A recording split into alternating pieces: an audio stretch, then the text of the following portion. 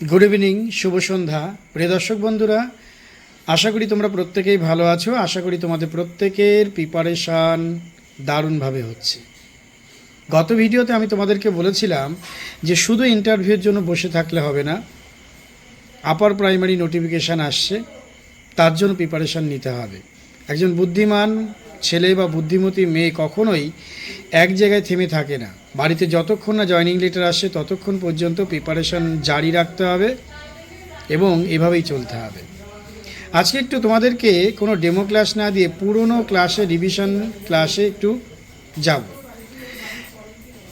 শিশু মনস্তত্ত্বের প্রথম চ্যাপ্টারটা হচ্ছে বৃদ্ধি এবং বিকাশ। এখন এই বৃদ্ধি এবং বিকাশটা একবার চলো আমরা সবাই মিলে রিমাইন্ডার করে নিই। কি মনে হচ্ছে বৃদ্ধি বিকাশ কেন পড়বো? আচ্ছা, ধরো আপার প্রাইমারির জন্য তুমি নাই বা পড়লে, কিন্তু তোমার ইন্টারভিউতেও তো জিজ্ঞাসা করতে পারে যে বৃদ্ধি এবং বিকাশের মধ্যে পার্থক্য কী। সেই সময় তো তোমাকে এই কথাটা বলতে হবে। তাই আজকের ক্লাসটা প্রথমেই একটু বৃদ্ধি এবং বিকাশ সম্পর্কে ধারণায় যাব। প্রথমেই বলবো বৃদ্ধি কী। বৃদ্ধি হলো, তোমরা সবাই অনেকে এখন রোমন্থনের বা জাবর কাটতে শুরু করে, বৃদ্ধি তো এই বিকাশেই। তো একবার ধারাবাহিকভাবে একটু রিমাইন্ডার করেই নিই। বৃদ্ধি হলো কোনো আকার বা আয়তন বেড়ে যাওয়াকে আমরা বলি বৃদ্ধি। ধরো কোনো একটা শিশু ছোট থেকে বড় হচ্ছে, তার আকারের পরিবর্তন হচ্ছে, রোগা থেকে মোটা হচ্ছে, আকার আয়তন এগুলোর পরিবর্তনকে বলা হচ্ছে বৃদ্ধি। বিকাশ কি? বিকাশ ও আকার আয়তনের পরিবর্তনকেও বিকাশ বলে। এর সঙ্গে সম্পর্কিত সামগ্রিক যা যা কিছু ঘটছে সব কিছুই বিকাশ। অর্থাৎ বৃদ্ধির সঙ্গেই কিন্তু বিকাশ ওতপ্রোতভাবে জড়িত। এরপর আমরা কি বলতে পারি? বৃদ্ধি বলতে পারি কারণ, কিন্তু বিকাশ বলতে পারি তার ফলাফল। বলতে পারি বৃদ্ধি কেবলমাত্র শারীরিকভাবেই যুক্ত, মানে শরীরের বৃদ্ধির ক্ষেত্রে বৃদ্ধি সম্ভব। আর বিকাশ সর্বাঙ্গীন ক্ষেত্রে হওয়া সম্ভব।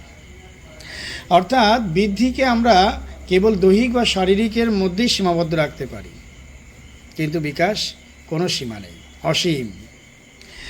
বৃদ্ধি স্বতঃস্ফূর্ত, তবে অনুশীলনের প্রভাব দেখা যায়, কিন্তু বিকাশ কী হয়? পরিবেশের সঙ্গে পারস্পরিক মেলামেশা, মিথস্ক্রিয়ার মাধ্যমে বিকাশ সম্পন্ন হয়। বৃদ্ধি বিশেষ বিশেষ ক্ষেত্রে নির্দিষ্ট হয়, কিন্তু বিকাশের কোনো নির্দিষ্টতা নেই। বিকাশ অবিরাম, অনন্ত, যার শেষ নেই। যতক্ষণ না পর্যন্ত তুমি প্রাণ ত্যাগ করছো ততক্ষণ পর্যন্ত বিকাশ বন্ধ থাকছে। বৃদ্ধি একটি নির্দিষ্ট বয়স পর্যন্ত ঘটে, কিন্তু বিকাশ ওই যে বললাম, যতক্ষণ দেহে আশ আছে ততক্ষণ পর্যন্ত বিকাশ ঘটবে। বৃদ্ধিকে পরিমাপ করা গেলেও বিকাশ কিন্তু পরিমাপ করা সবসময় সম্ভব নয়। অর্থাৎ একটা শিশু, একটা সন্তান বা একটা মানুষ একটা বয়স পর্যন্ত বাড়ে, তার হাত পা প্রসারিত হয়, রোগা থেকে মোটা হতে পারে, কিন্তু একটা নির্দিষ্ট বয়স পর্যন্ত, তারপরে আর হয় না। কিন্তু বিকাশ অনেক রকমভাবে হতে পারে। বৃদ্ধিকে পরিমাপ করা যায়, মাপা যায়, কিন্তু বিকাশের কোনো মাপ নেই। এরপরে আমরা বৃদ্ধি বিকাশের পার্থক্যের সঙ্গে আরও কয়েকটা জিনিস যদি একটু পড়ি। বৃদ্ধি আমরা জানলাম যে পরিমাপযোগ্য, বৃদ্ধি হলো কারণ, বিকাশ হলো ফলাফল। বিকাশ সর্বাঙ্গীনভাবে হতে পারে, পরিবেশের মিথস্ক্রিয়ার ফলে হতে পারে। আর বৃদ্ধি লিমিটেড, যাকে মাপা যায়, একটা নির্দিষ্ট বয়স পর্যন্ত হতে পারে। আমরা কয়েকটা যদি বিকাশের ধারণা পড়ি, বিকাশ কীরকমভাবে হতে পারে। যেমন ধরো বিকাশের কয়েকটা নীতি।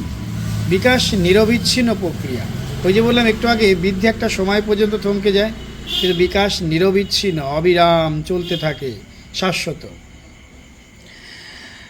বিকাশ ক্রমশ মিথস্ক্রিয়ার ফলে ঘটে থাকে। বিকাশ বিভিন্ন রকম মিথস্ক্রিয়া, মানে এই যে একটা শিশু মাঠে খেলতে যাচ্ছে, সেখানে একটা পরিবেশ, সেখানে তার বিকাশ ঘটছে, মানসিক শারীরিক, খেলতে গিয়ে, স্কুলে গিয়ে তার মানসিক বিকাশ ঘটছে, পারিবারিকভাবে বিকাশ ঘটছে, এইগুলো বিকাশ চলতে থাকে।